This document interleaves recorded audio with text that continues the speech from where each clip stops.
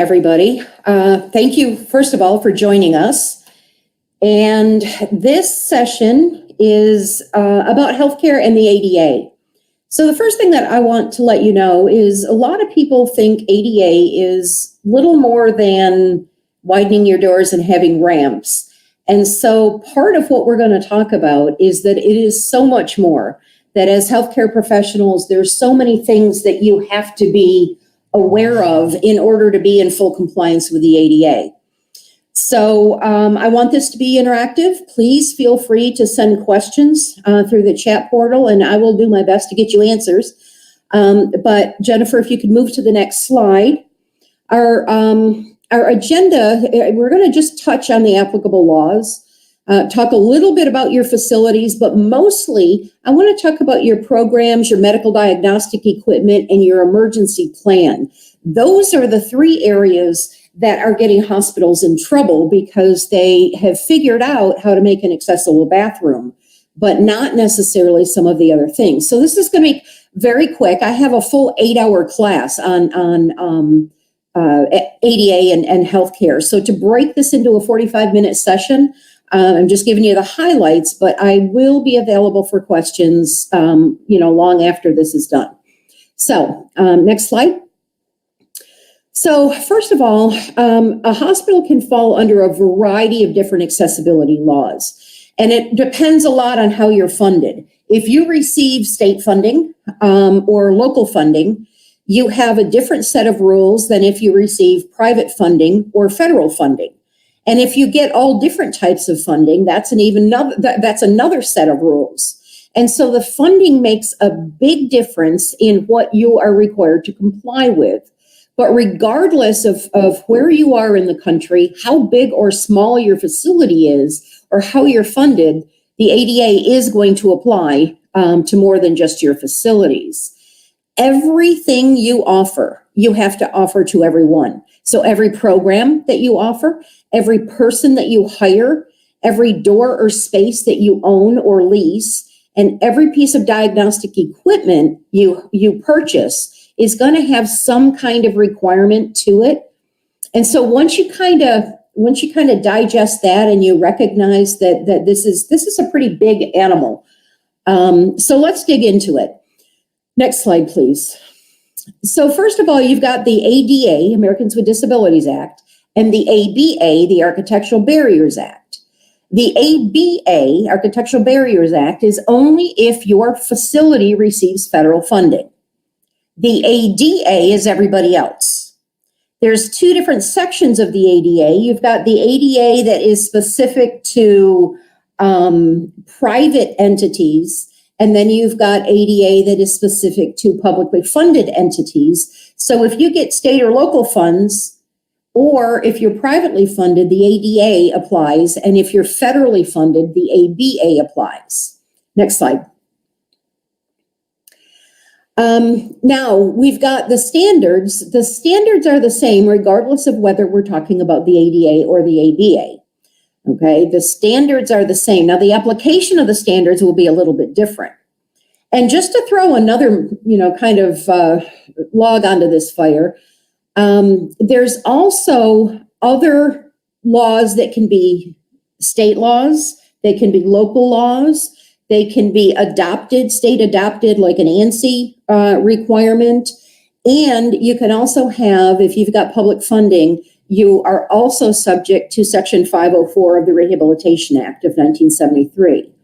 Now, I didn't do a very good job at introducing myself, but what I want you to know is that I personally have been doing access issues since 1977. Okay, so I've been around a while. I do expert witnessing on access-related cases. And so I approach everything, and everything that we'll talk about today, I approach from a risk management perspective. Where are you most likely to get sued, and how do we prevent that? Okay, so all of the training classes that I do focus on the elements where you have the highest risk, and then we break it down into further detail after that. So understanding that there's more than one law and there's more than one avenue for potential litigation is paramount to you being able to protect yourself and ultimately your entity. Next slide, please. So I mentioned that it's one standard, but there's a different requirement for chapters 1 and chapter 2. Chapter 1 is your application and chapter 2 is your scoping. Okay, your application says when the law has to apply. Your scoping tells you how many. How many accessible sleeping rooms do we have to have? How many accessible toilet rooms? How many accessible parking spaces? Scoping is always how many. Your technical chapters 3 through 10, which tell you what compliance physically looks like, those are identical. But you have a little bit difference if you receive federal funding in chapters 1 and 2. So there's an ADA chapter 1 and 2, an ABA chapter 1 and 2, and then 3 through 10 are identical. Okay, next slide. So one of the things that people always think about is they think about, well, the public doesn't go there. Okay, that doesn't have to comply. That's where employees are. That is not true. All or any portion of a space that you have that is used only by employees as work areas is required to comply to at least a minimal requirement, which I'll go over in a minute. So for instance, an individual office, as long as somebody can get in and get back out, you're compliant. Your individual workspace doesn't necessarily have to comply unless you receive public funding. Then that's one of the differences where ABA is going to say your workspaces have to comply as well. ADA says as long as they can get in and get back out, let's say you hire a lab technician who is in a wheelchair. Okay, all you have to make sure is they can get into the space and get back out of the space. And then once you hire them under Title I, which is the employment part of ADA, you would then have to make a workstation that meets their needs, whatever those happen to be. So you might hire somebody who's hemiplegic, paralyzed on one side, and you have to make a complete left-handed workstation for them. Okay, that's how that works, where it's a little bit different if you're federally funded. All right, next slide. So, first of all, probably every facility that is represented here today is going to be covered under the ADA. Whether you're a hospital, rehab facility, psychiatric facility, skilled nursing, there are some requirements under ADA for pretty much everything except single-family private residences. So yes, you are affected by ADA. The next slide. Now, when we're talking about the facility itself, okay, so your physical accessibility, there are 4 main areas that we have to pay attention to depending on when the building was built. So, next slide. If you are built brand new, then everything has to comply. I think we've kind of figured that out.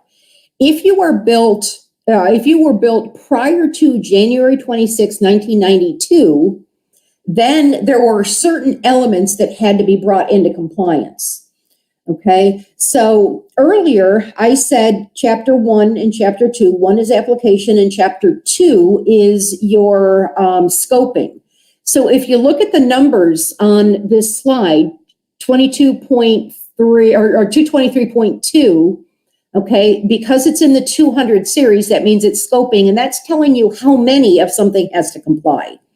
And so how many patient sleeping rooms do you have to have? You're going to look in scoping. It's going to tell you, depending on what type of facility you are, exactly how many of your patient sleeping rooms have to comply.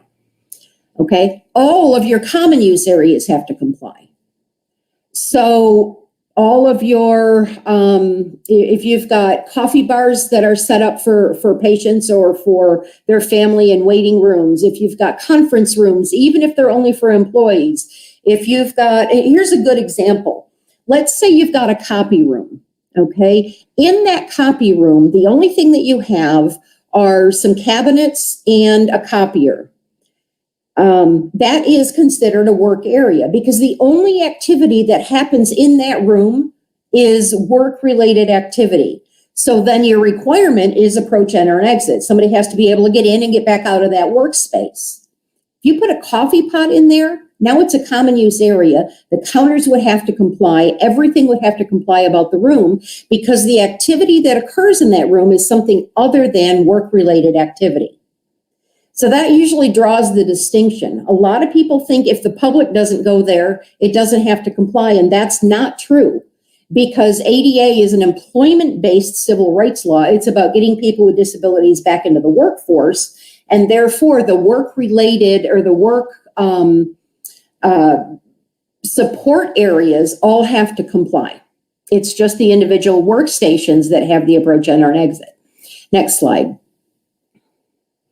Now, your dispersion, which is also in the section 200, your dispersion of the patient sleeping rooms is going to be covered by the most recent federal standard, okay, which is the 2010 ADA standards. And it's going to tell you that for medical care facilities that are covered under the ADA, it's proportionate by the type of medical specialty.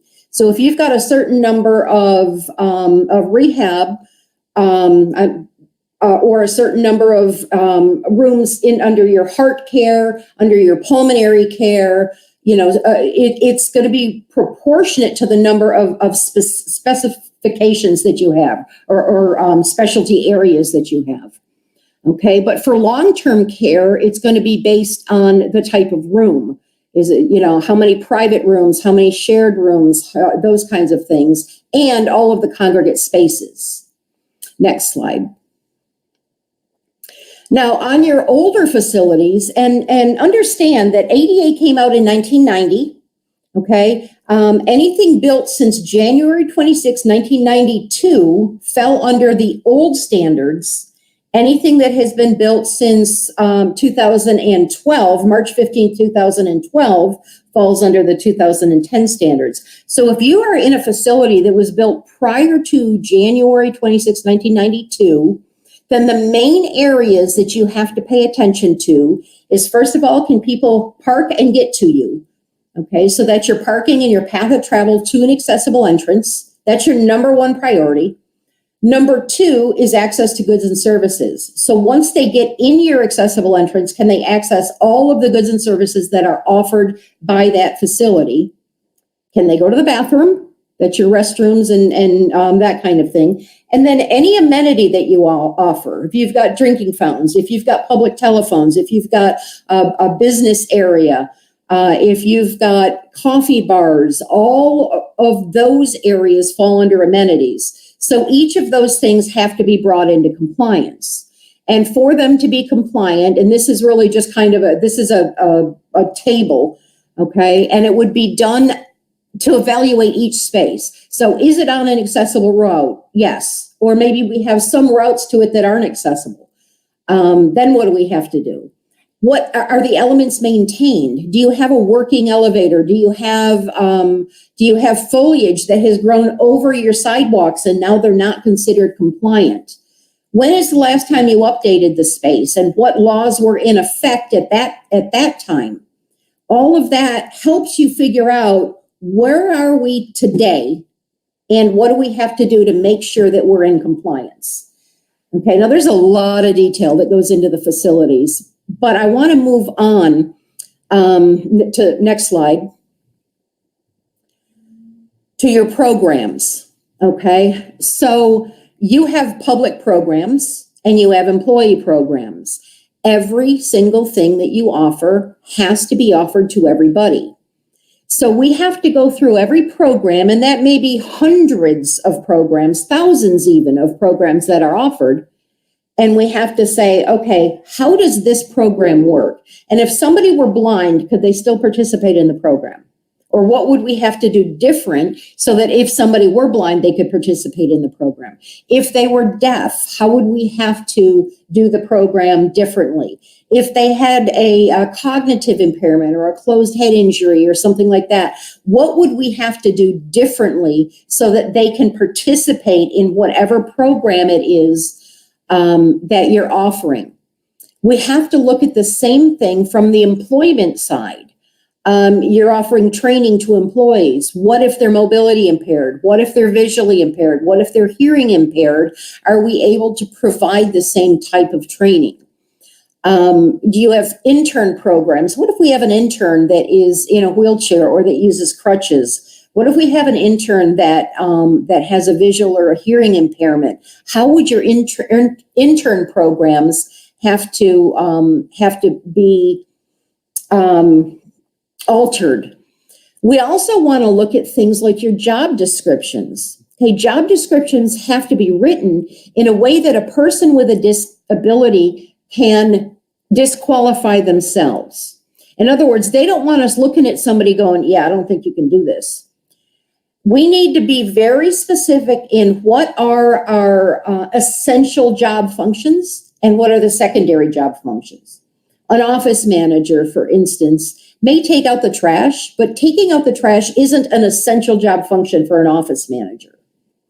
And then we also want to look at things like verbiage. Do we have discriminatory verbiage in the job description? So we used to say must be able to type 75 words a minute. Well, now we have voice input. Maybe they can't type at all, but they can input 75 words per minute, which means they can complete the essential job function. So two things come out of that. First of all, we need to look at every job description and make sure that we're really specific about what the requirements are. It's not really typing. So maybe we get rid of the word typing and put in input. Can you input 75 words a minute? Okay, and if they can do that, then they meet the requirements of the essential job functions. But if you put in the essential job function, must be able to lift 50 pounds above 27 inches on a regular basis, and somebody just had major back surgery, they can look at that and they can go, well, I can't do that. Well, then they're not qualified for the job. But they can disqualify themselves by saying, no, these things I can't do. But it also helps you, because what if you've got somebody who says, yeah, I can do all of that, and then you get them into their role and they go through training and you realize that they cannot complete an essential job function. Then you have grounds to be able to let them go, because we had our essential job functions listed. They said they could do them. They can't do them. Grounds for dismissal. It takes away that, gosh, did I get rid of them because they're disabled? No, I got rid of them because they can't do the essential job function, and they said that they could. And so that keeps you protected in the event of that kind of thing.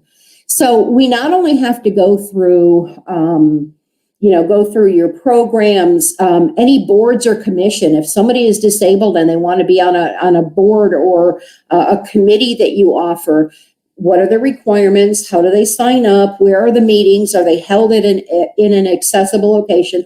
All that stuff has to be looked at from every program that you offer. And then another piece to that is things like contractual agreements and leases. So let's say somebody comes in and they do a third party comes in and they do some kind of an event in your lobby. Okay, so you've got a big lobby, you've let somebody do this, or out on your lawn. Let's say out on your property, they're doing some kind of a public job fair or something like that, and they bring in a bunch of porta potties, but they don't bring in an accessible porta potty. So somebody comes to this event, they can't go to the bathroom. Who's at fault? See, if your contractual agreement isn't clear, then you are, because you own the land. But if we've got really good contractual agreements that say, when you bring in these things that you must comply with ADA, then that has put that responsibility on the third party, and it's very clear that that responsibility was put on them. So I'm going to pause for a second because I have a question. And the question says, under ADA for private offices that need to get in and out of, does there need to be a turnaround space and clear door operating space inside every office? So yes, if the office is essential to the program or the service that you're offering, then yes. Okay, if you've got a certain number of fully accessible exam rooms, for instance, for and you're in compliance, depending on the type of facility you are, you're in compliance with that, then that's all that's required. But if you've got different offices, like they might go into that office to get blood drawn and down there for something else, then you have to have access to each and every office, and you have to be able to, they have to be able to turn around in the space. And so the best thing that you can do is have your facility assessed. Okay, if you haven't had your facility assessed, or it's been a long time since you have, you want to get it assessed in accordance with the requirements that were in place at the time that it was either built or had a major renovation, but you're going to have to remediate to the 2010 standards. If people assess it to the 2010 standards, they're going to tell you all kinds of things that you have to spend money on that you don't. And so it's going to be in your best interest to get somebody who knows what they're doing to fully assess your facility and put it together in a plan. Because let's say somebody comes in and files a complaint, regardless of how you're funded. Let's say somebody comes in and files a complaint. If you can pull out a plan and you can say, you know what, let's say they're complaining about a restroom on the 11th floor. And you can pull out a plan and you can say that one is scheduled to be done in 2025, but since that's an issue for you, we'll go ahead and do that one this year and we'll do something else in 2025. That puts you in a much more defendable position than to say, oh, I didn't even know that was a problem. So having your facility assessed and setting up a plan becomes a really good protection mechanism for you. Okay, let's move on to the next slide. The next thing is your medical diagnostic equipment.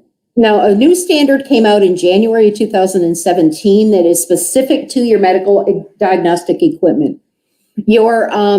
Your table of contents is listed here. So the first thing, again, Chapter 1 is always about your application and the administrative rules. Chapter 2 is again about scoping. How many of each thing do you have to have that is accessible?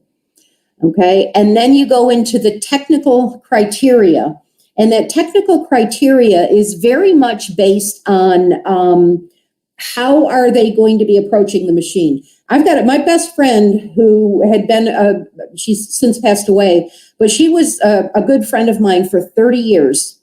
Okay, she had polio.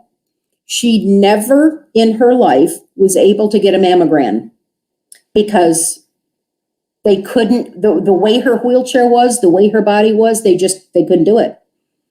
And so medical diagnostic equipment is very important for people who have disabilities. And we have to understand, how are they approaching the machine? Are they going to be in a seated position? Can they stand?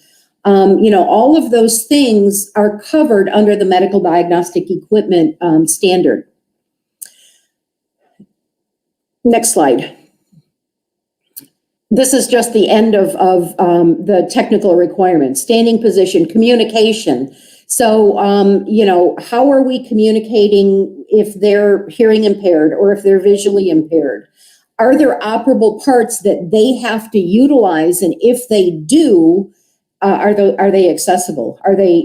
Do they require tight grasping and twisting? There's all kinds of things that are addressed under the medical diagnostic equipment.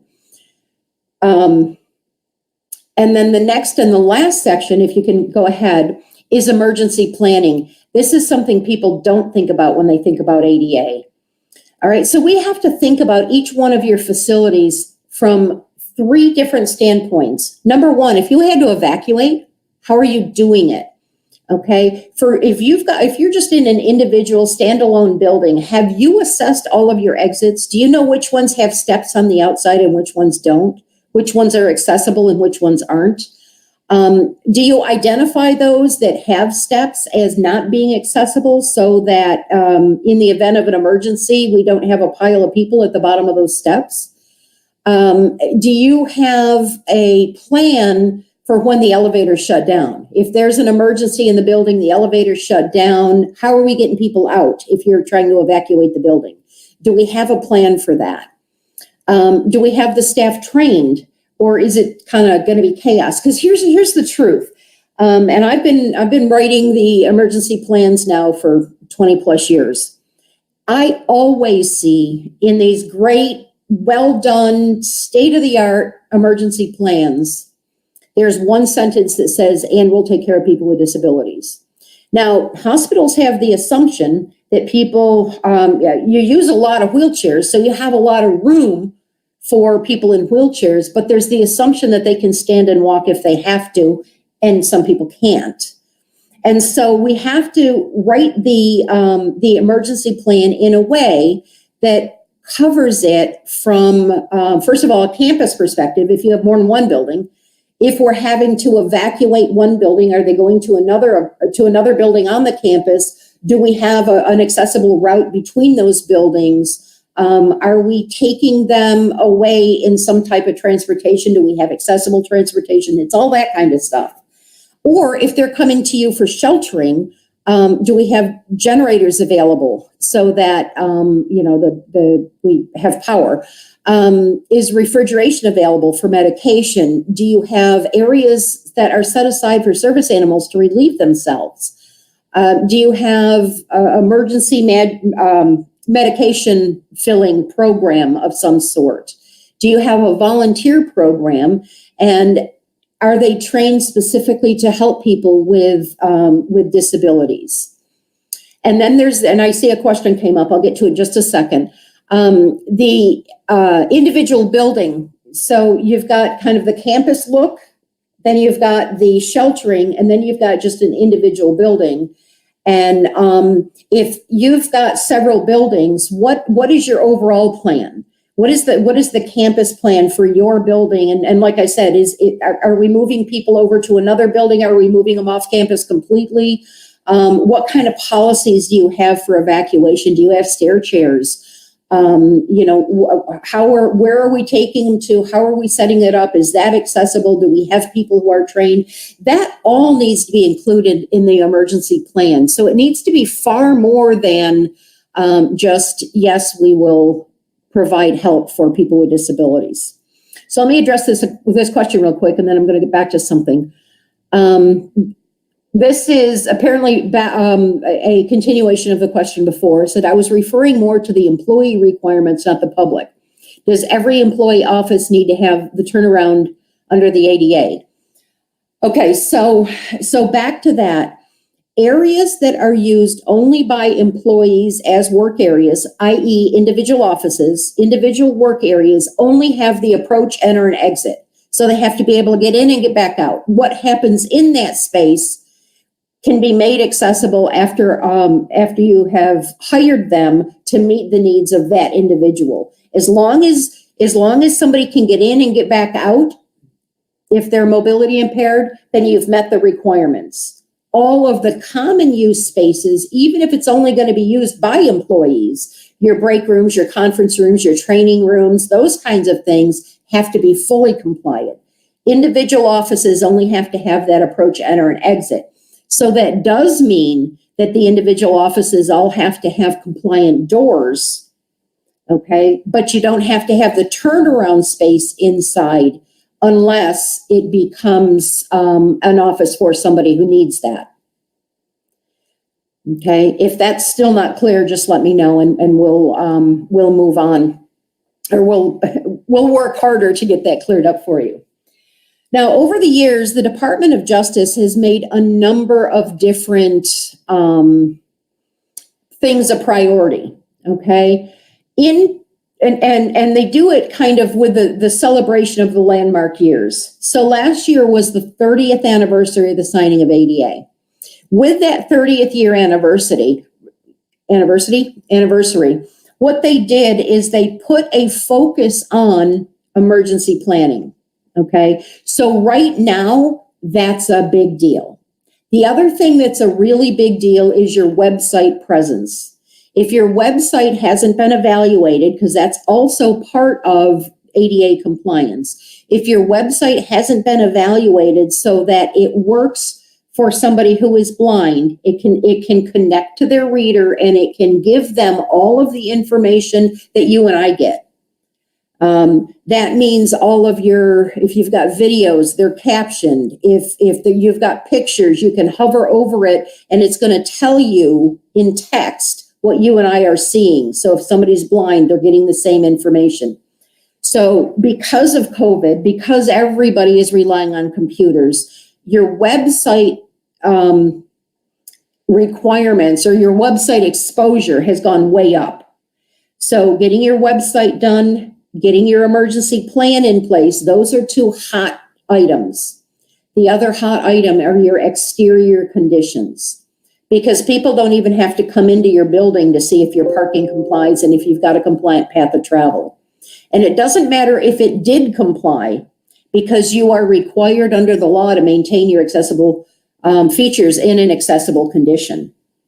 And so for instance, if you have an elevator that's down and you're in a building that only has one elevator, then you have to have an out of order plan. If the elevator's down, we're going to bring it back into good working order within 48 hours, unless we have to wait for a part.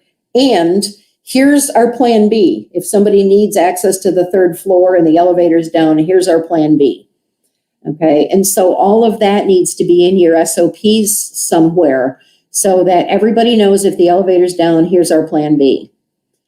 And then once you get all of these policies and practices, both for emergencies and for your programs and for your everything that you offer, well, then we want to make sure everybody knows about it, because you can have the best programs in the world, but if nobody knows about it or they don't know how to implement it, well, that becomes a problem, and that goes to training.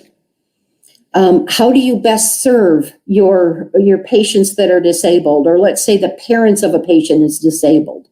How do you best serve them? What can you say? What can't you say? Training your customer contact employees is imperative, because sometimes it just takes one person to say the wrong thing to the wrong person on the wrong day, and you end up in a lawsuit.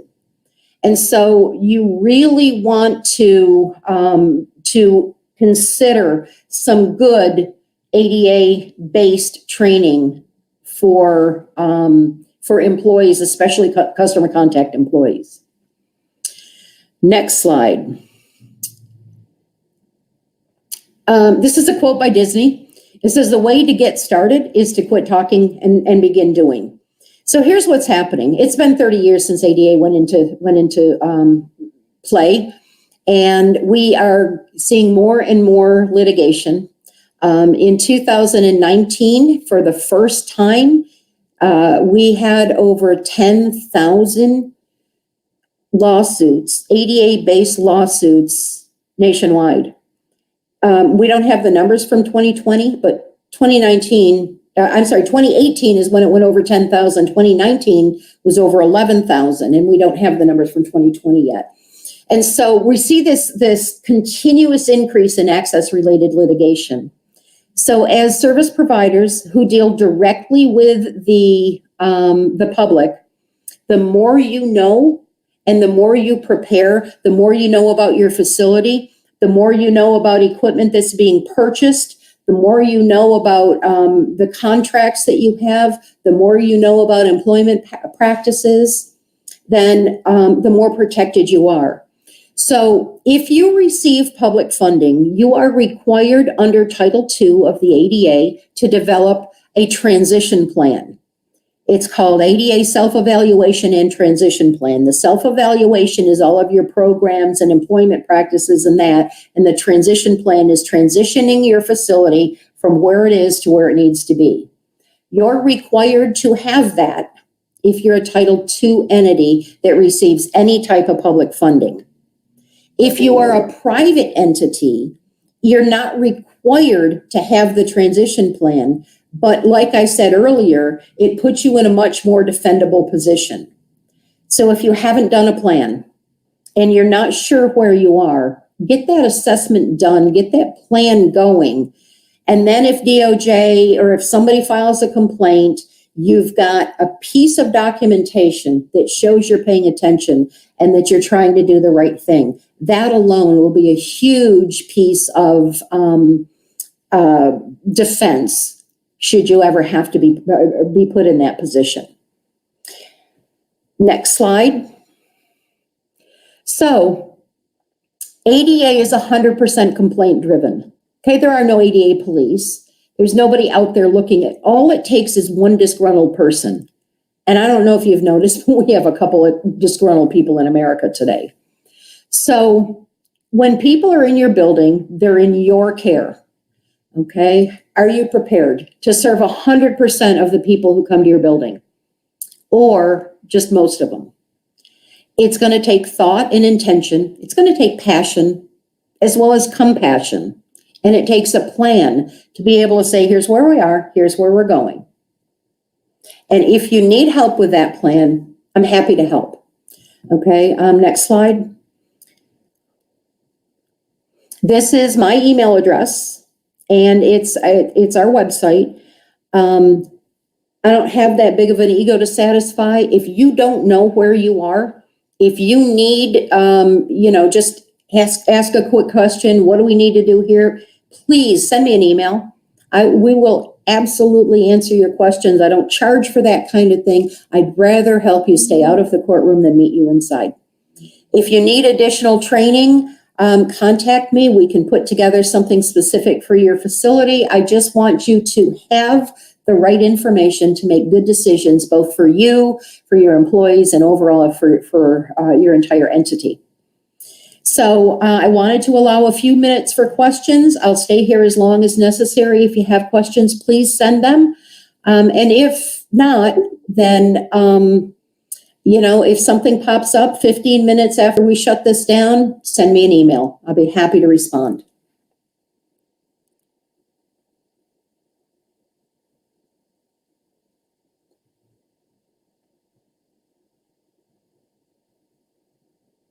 Okay, I'm not seeing any other questions come in.